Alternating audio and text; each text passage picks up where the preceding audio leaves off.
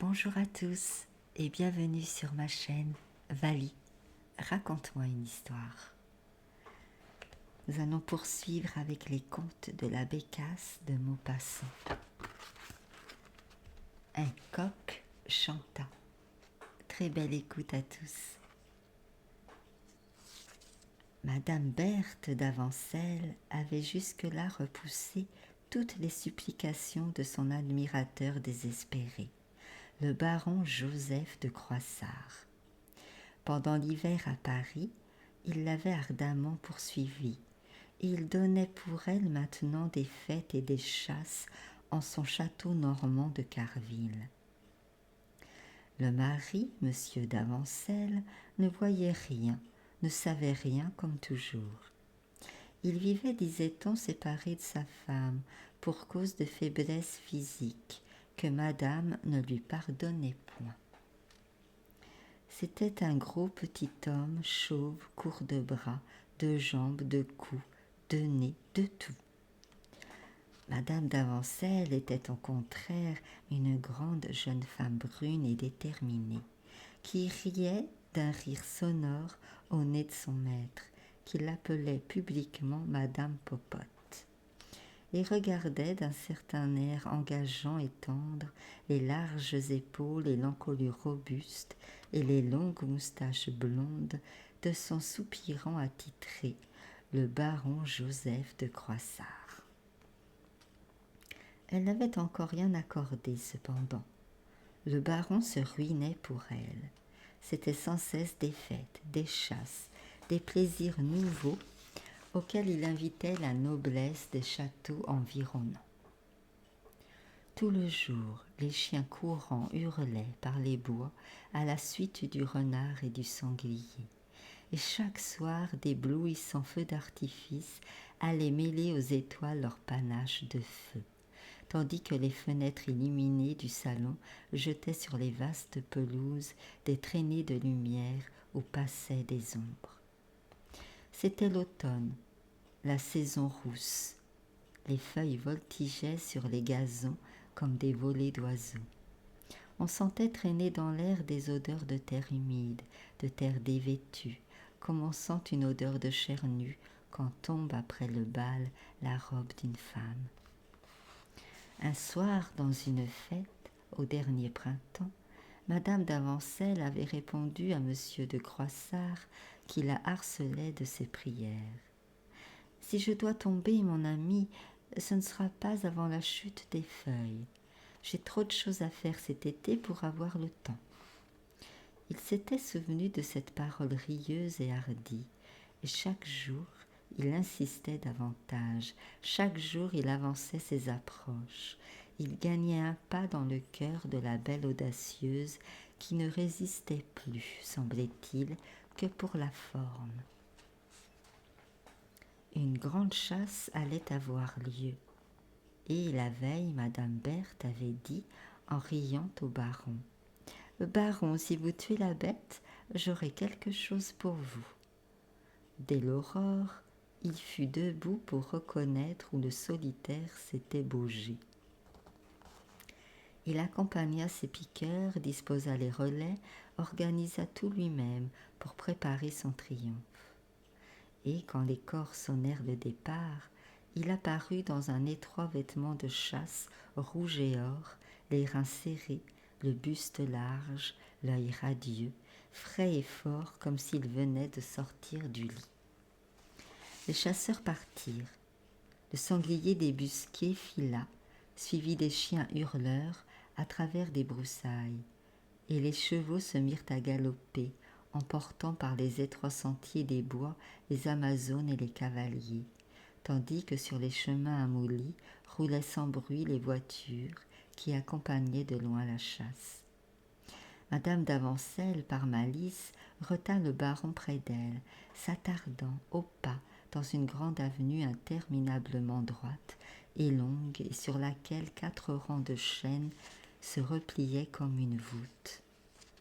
Frémissant d'amour et d'inquiétude, il écoutait d'une oreille le bavardage moqueur de la jeune femme, et de l'autre il suivait le chant des cors et la voix des chiens qui s'éloignaient. Vous ne m'aimez donc plus, disait-elle. Il répondait. Pouvez-vous dire des choses pareilles? Elle reprenait. La chasse cependant semble vous occuper plus que moi. Il gémissait. Ne m'avez-vous point donné l'ordre d'abattre moi-même l'animal? Et elle ajoutait gravement. Mais j'y compte. Il faut que vous le tuiez à devant moi. Alors il frémissait sur sa selle, piquait son cheval qui bondissait et, perdant patience, « Sacristi, madame, cela ne se pourra pas si nous restons ici. » Et elle lui jetait en riant. « Il faut que cela soit pourtant, ou alors, tant pis pour vous. » Puis elle lui parlait tendrement, posant la main sur son bras ou flattant comme par distraction la crinière de son cheval. Puis ils tournèrent à droite dans un petit chemin couvert, et soudain, pour éviter une branche qui barrait la route, elle se pencha sur lui, si près qu'il sentit sur son cou le chatouillement des cheveux. Alors, brutalement, il l'enlaça, et appuyant sur la tempe ses grandes moustaches, il la baisa d'un baiser furieux. Elle ne remua point d'abord, restant ainsi sous cette caresse emportée. Puis d'une secousse, elle tourna la tête, et soit par hasard, soit volonté, ses petites lèvres à elle rencontrèrent ses lèvres à lui, sous leur cascade de poils blonds. Alors, soit de confusion, soit de remords, elle cingla le flanc de son cheval, qui partit au grand galop. Ils allèrent ainsi longtemps, sans échanger même un regard. Le tumulte de la chasse se rapprochait. Les fourrés semblaient frémir, et tout à coup, brisant les branches, couvert de sang, secouant les chiens qui s'attachaient à lui, le sanglier passa.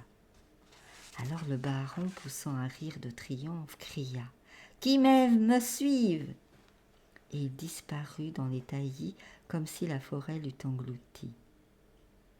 Quand elle arriva quelques minutes plus tard dans une clairière, il se relevait souillé de boue, la jaquette déchirée, les mains sanglantes, tandis que la bête étendue portait dans l'épaule le couteau de chasse enfoncé jusqu'à la garde. La curée se fit au flambeau par une nuit douce et mélancolique. La lune jaunissait la flamme rouge des torches qui embrumaient la nuit de leur fumée résineuse. Les chiens mangeaient les entrailles puantes du sanglier et criaient, se battaient. Et les piqueurs et les gentilshommes chasseurs, en cercle autour de la curée, sonnaient du cor à plein souffle. La fanfare s'en allait dans la nuit claire au-dessus des bois, répétée par les échos perdus des vallées lointaines, réveillant les cerfs inquiets, les renards glapissants et troublant à l'oreille bas les petits lapins gris au bord des clairières. Les oiseaux de nuit voltaient, effarés au-dessus de la meute affolée d'ardeur, et des femmes, attendries par toutes ces choses douces et violentes, s'appuyant un peu au bras des hommes, s'écartaient déjà dans les allées avant que les chiens eussent fini leur repas. Tout alanguie par cette journée de fatigue et de tendresse, Madame d'Avancelles dit au baron « Voulez-vous faire un tour de parc, mon ami ?» Mais lui, sans répondre, tremblant, défaillant, l'entraîna. Et tout de suite, ils s'embrassèrent. Ils allaient au pas, au petit pas, sous les branches presque dépouillées et qui laissaient filtrer la lune. Et leur amour, leur désir, leur besoin d'étreinte étaient devenus si véhéments qu'ils faillirent choir au pied d'un arbre. Les cors ne sonnaient plus, les chiens épuisés dormaient aux chenilles. « Rentrons, dit la jeune femme. Ils revinrent. Puis, lorsqu'ils furent devant le château, elle murmura d'une voix mourante. « Je suis si fatiguée que je vais me coucher, mon ami. » Et comme il ouvrait les bras pour la prendre en un dernier baiser, elle s'enfuit, lui jetant comme adieu « Non, je vais dormir, qui m'aime me suive. » Une heure plus tard, alors que tout le château silencieux semblait mort, le baron sortit à pas de loup de sa chambre et s'en vint gratter à la porte de son amie. Comme elle ne répondait pas, il essaya d'ouvrir. Le verrou n'était point poussé. Elle rêvait accoudée à la fenêtre. Il se jeta à ses genoux qu'il baisait éperdument à travers la robe de nuit. Elle ne disait rien, enfonçant ses doigts fins d'une manière caressante dans les cheveux du baron. Et soudain, se dégageant comme si elle eût pris une grande résolution, elle murmura de son air hardi, mais à voix basse. « Je vais revenir, attendez-moi. » Et son doigt tendu dans l'ombre montrait au fond de la chambre la tache vague et blanche du lit. Alors, à tâtons éperdus, les mains tremblantes, il se dévêtit bien vite et s'enfonça dans les draps frais. Il s'étendit délicieusement, oubliant presque son amie, tant il avait plaisir à cette caresse du linge sur son corps las de mouvements. Elle ne revenait point, pourtant, s'amusant sans doute à le faire languir. Il fermait les yeux dans un bien-être exquis, et il rêvait doucement dans l'attente délicieuse de la chose tant désirée. Mais peu à peu ses membres s'engourdirent, sa pensée s'assoupit, devint incertaine, flottante. La puissante fatigue enfin le terrassa, il s'endormit. Il dormit du lourd sommeil, de l'invincible sommeil des chasseurs exténués, il dormit jusqu'à l'aurore. Tout à coup, la fenêtre étant restée entr'ouverte, un coq, perché dans un arbre voisin, chanta.